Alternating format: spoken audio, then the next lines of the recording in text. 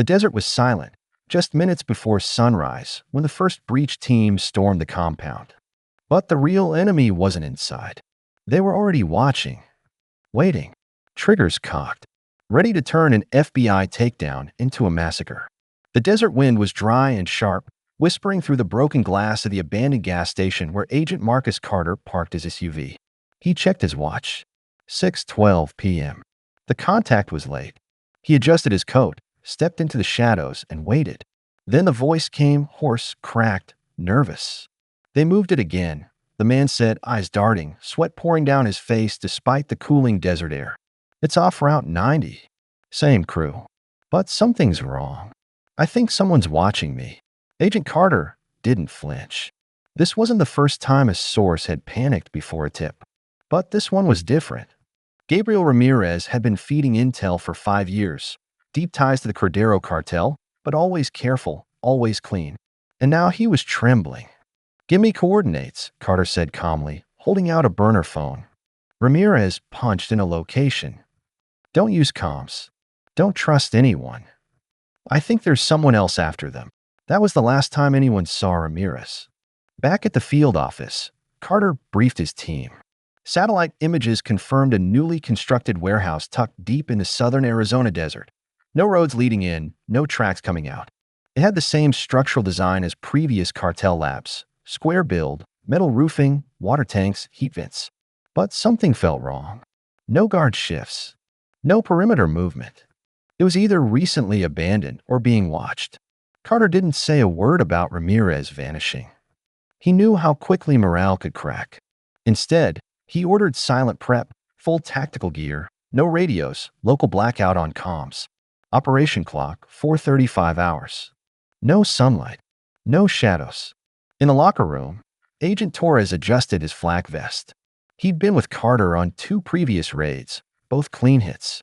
But tonight, he had that same tight feeling in his chest. Like something wasn't adding up. What if it's another shell? Just a front, he muttered. Carter zipped up his jacket. We'll know when we step through that door. They rolled out in 4 armored SUVs. No sirens, just dust and silence. The road was nothing but sand and rock, vanishing into the early darkness of the desert. By 4:17, they spotted the silhouette, a low boxy structure barely visible against the horizon. The team dismounted quietly. Carter took point. Flashbangs were ready. Breach plan in place. 2 on each side. Entry in 60 seconds. As the final seconds ticked down, Torres noticed something odd. A trail of tire tracks leading behind the building. Fresh. Too fresh. No one mentioned it. They were committed. Go. Flashbangs detonated. Steel hinges screamed as the front doors burst open. The team surged in, guns drawn, night vision scanning every inch. But the lab was empty. No movement. No voices. No resistance. Just equipment humming. Half-used chemical vats. Tables with residue. Sample bags, trays, and hastily scattered papers. Like someone left in a rush or knew they had to. Carter stepped into the center, eyes sweeping every corner. Something wasn't right. It was too neat. Too untouched. No signs of a fight. No blood. No stashed weapons. Torres kicked over a supply crate, empty. Then the silence broke. A single gunshot, echoing from outside. Then 2 more closer. One of their perimeter agents screamed through the earpiece. Sniper, rooftop, North Hill. Carter's heart slammed in his chest. This wasn't just a setup. It was a trap. He signaled fallback and cover, but comms crackled, jammed. They were alone, cut off inside a compound designed like a box, now surrounded by an enemy that knew they were coming. Torres crouched behind a pillar. They're not Cartel. Carter looked out the shattered window, saw a blackish roll over a ridge, heavily armed men in desert gear emerging, their faces covered, their rifles high. These weren't the Cordero crew. This was something worse. A rival faction had been waiting for them, and they had just walked into their kill zone. The sun had barely touched the edge of the horizon when the second wave of gunfire lit up the hills. From inside the warehouse, Agent Carter watched bullets punch through steel siding. Sparks rained down from the rafters. They were pinned. He crouched behind a metal table, checking his team. 3 men near the front, 2 on the west wall, 1 on overwatch above. One was missing, Agent Morales. Last seen securing the outer perimeter. Hold your fire, Carter hissed. Conserve rounds. Watch the doorways. There was no response from Morales. The silence outside was surgical. No yelling. No engine noise. Whoever was attacking them wasn't reckless. These weren't cartel runners. They were trained. Precise. Tactical. The kind of men who didn't spray bullets, they placed them.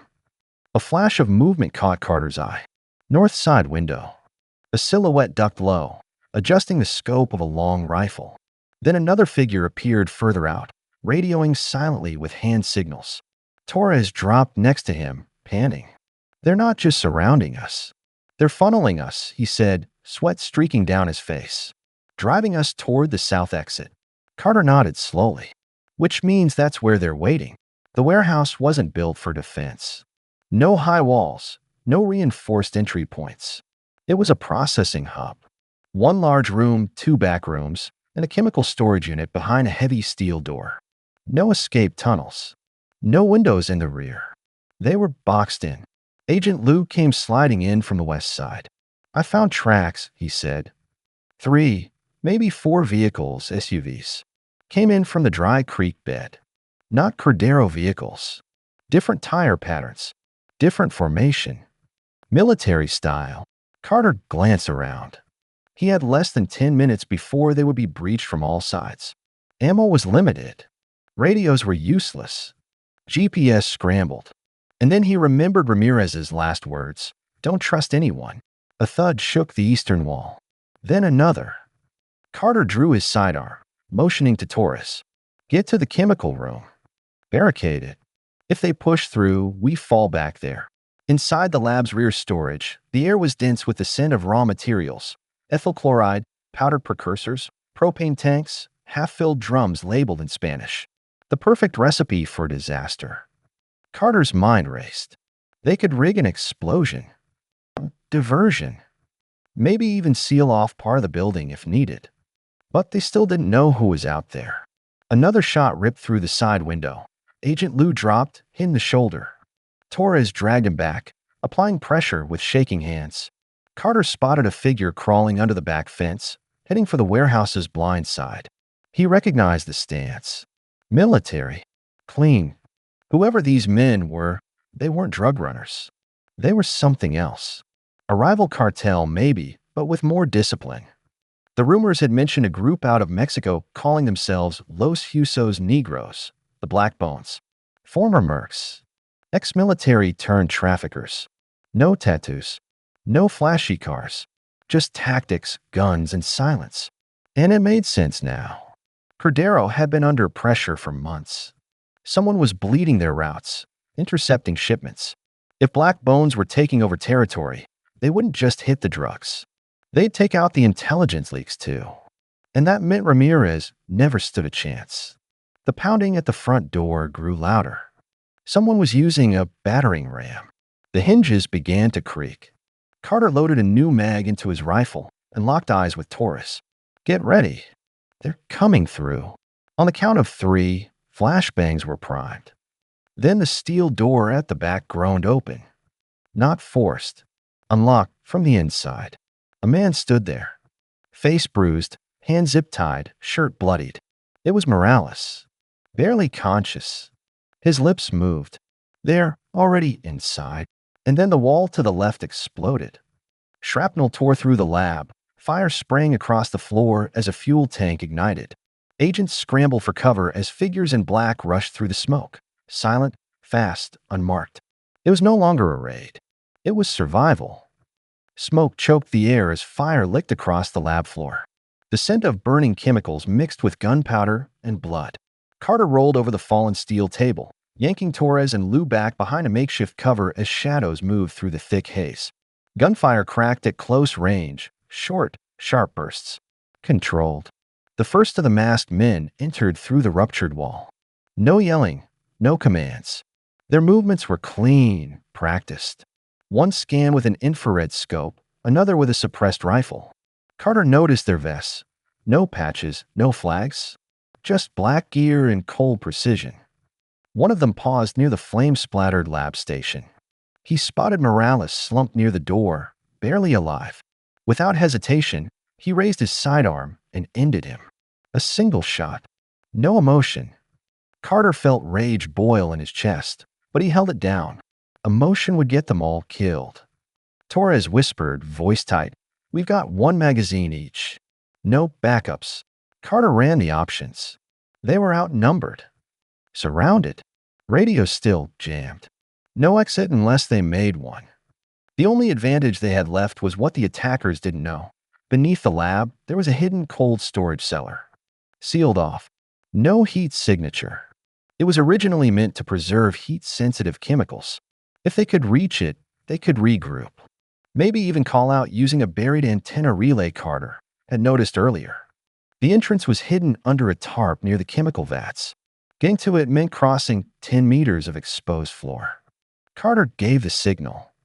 Torres tossed a flashbang across the aisle.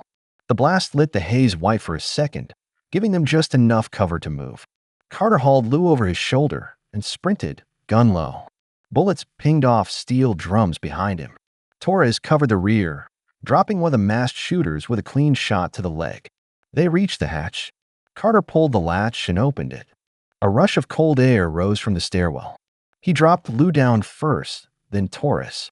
He slid in last, pulling the door shut just as another shot rang out above them. Darkness. Only the faint hum of refrigeration units. Carter activated his penlight. The room was cramped, walls lined with storage units, glass beakers, and dusty containers. It smelled like ethanol and old rust. A small desk sat in the corner, its drawers slightly open. Torres checked Lou's wound. Shoulder graze. Painful, but not fatal.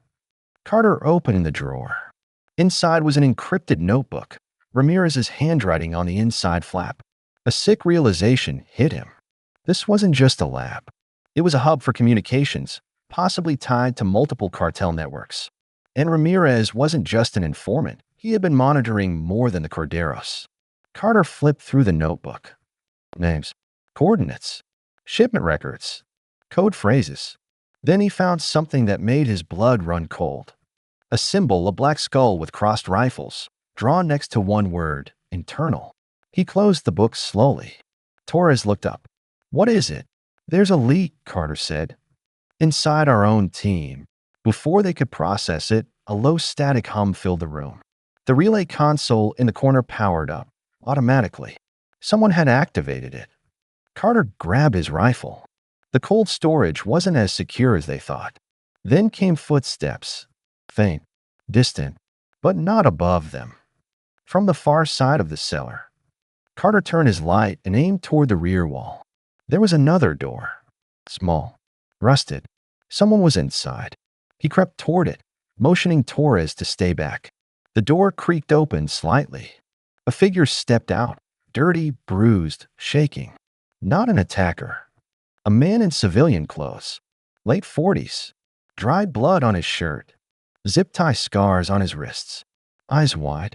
"Don't shoot," he whispered. "I'm Ramirez." Carter froze. "That's not possible," he said. "You're dead." Ramirez shook his head slowly. "The call wasn't from me. Someone used my voice. They set you up." Torres stepped closer, rifle raised. "Why should we believe you?" Ramirez looked at them both. Voice slow. "Because I've been locked down here for days. And I know who did it." He pointed to the notebook Carter still held in his hand. "Look at page 23. Carter opened it. There, in Ramirez's handwriting, was a name. An agent's name. One of their own. The sound of Carter's breath was louder than the hum of the generators in the cellar. He stared at the name on page 23, his knuckles tightening around the notebook. It was printed in careful block letters, unmistakable. One of their own. Agent Blake. Torres's voice cracked in disbelief. "No way. He's been with us for 4 years." Ramirez nodded slowly. "I told him about this lab weeks ago. It wasn't part of the deal. But something changed. He started asking questions, specific ones. About shipments. Routes. When I told him I was backing out, he disappeared. A day later, I was grabbed." Carter's eyes narrowed. How did you survive? They needed me alive, Ramirez said. They wanted to know who I'd told. I fed them what I could to stall. A few names, a few lies. Eventually, they moved me here, said someone would come clean it all up. Then I heard the wall blow. That was you. Torres stood frozen, still unable to accept it. Blake had been with them on operations. He ran logistics. He coordinated comms. He had access to every route, every mission file, and more importantly, every signal path, which meant he had jammed them on the way in. Carter stepped back and opened his satchel. He pulled out a small detonation switch, part of the lab clearing contingency protocol. There were C4 bricks planted in the outer perimeter, enough to blow a section and draw attention. It would be their only way out, but they still had a problem. If Blake was the leak, he was either with the team or outside feeding information. Carter scanned the cold cellar again. Ramirez, shaking but alive. Lou, wounded. Torres, steady but furious. Then he looked at the locked terminal beside the relay.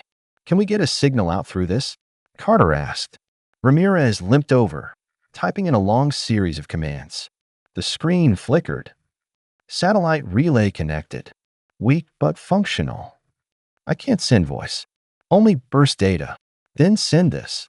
Carter handed him the notebook. Photograph every page with Cartel locations. Upload it to DC encrypted channel 3. Ramirez hesitated. If we do this, they'll know I'm alive. They'll come after everyone I ever knew. They already are, Carter said.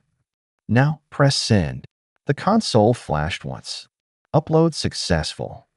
Outside, another explosion rocked the ground. Dust trickled from the ceiling. The enemy was breaching again, this time with heavier force. Carter moved to the steel hatch. It wouldn't hold another direct hit. Then the radio crackled. For the first time in hours, a voice came through, scrambled but recognizable. It was Blake. His tone was calm. Too calm. I know you're still down there. Let's not drag this out, Marcus. Hand over Ramirez, and I'll let your team walk. You have 5 minutes. Torres lunged toward the radio. You lying traitor. Carter stopped him. Let him talk. You knew, didn't you? Blake said. That voice on the phone, it didn't even sound like him. But you still brought the team. That's your pride, Marcus. You always have to be the hero. Carter responded slowly, evenly. If you step through that door, I'll kill you. Silence. Then a low laugh from the other side.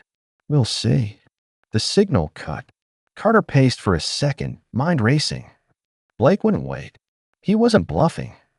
And he wouldn't leave the lab standing, which left only one plan. Detonate part of the outer structure. Draw the enemy in. Use the confusion to break through the southern corridor.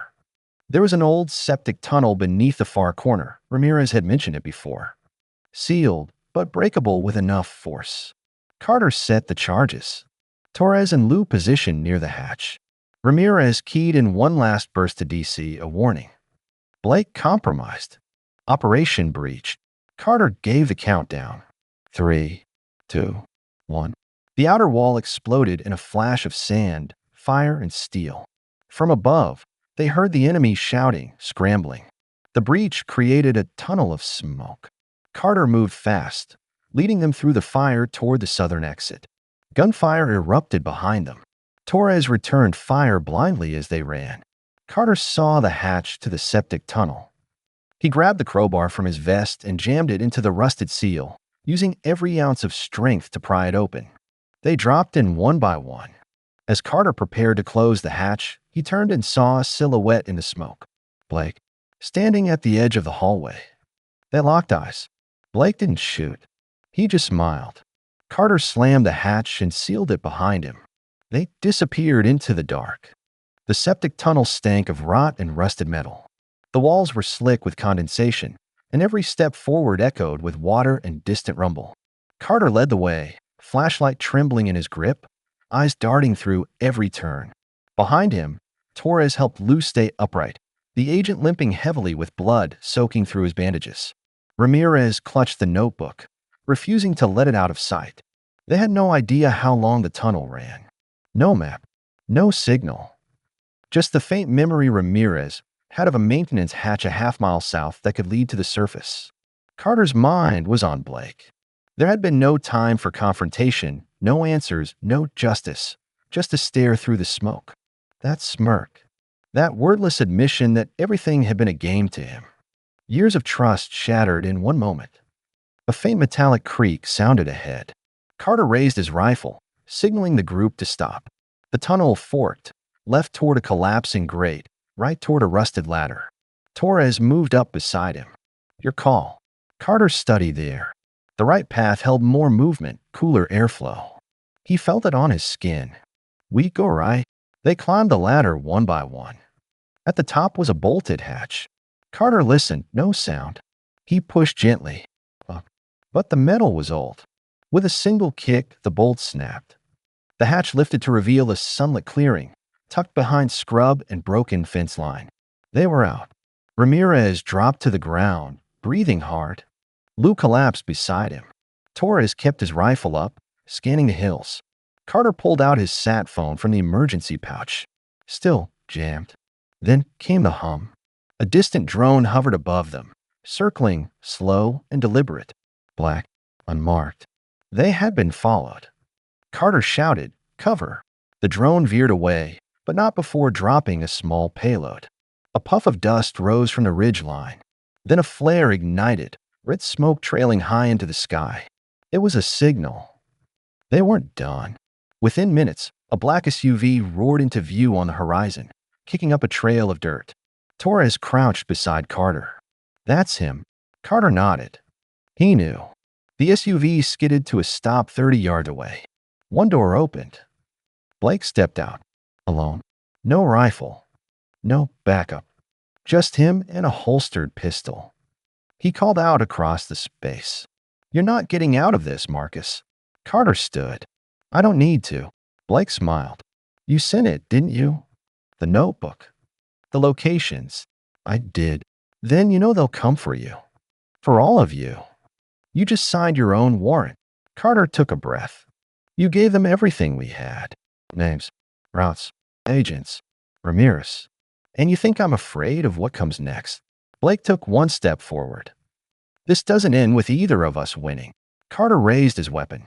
You're right. He fired once. Blake dropped. Torres ran to check him dead. No backup vehicle followed. No other threats appeared. Just silence and wind. They recovered what little gear they had and began hiking toward the nearest road marker. 2 hours later, a DHS chopper landed in the clearing. Carter handed off the notebook personally. Ramirez was taken into protective custody. Lou was airlifted to recovery. Torres stayed quiet, seated near the open bay, staring into the desert. As the chopper rose, Carter looked down at the burned remnants of the lab compound, smoke still curling from the cratered roof. Another mission finished. But something in him had changed. Back at the field office 3 days later, Carter entered the briefing room. The director placed the encrypted file drive on the table. You exposed the leak. Took down 2 cartels in one strike. You think it's over? Carter shook his head. No. This was only one layer. He walked out of the room into the hallway. Somewhere out there, more were watching, planning, smiling, and he was ready for them.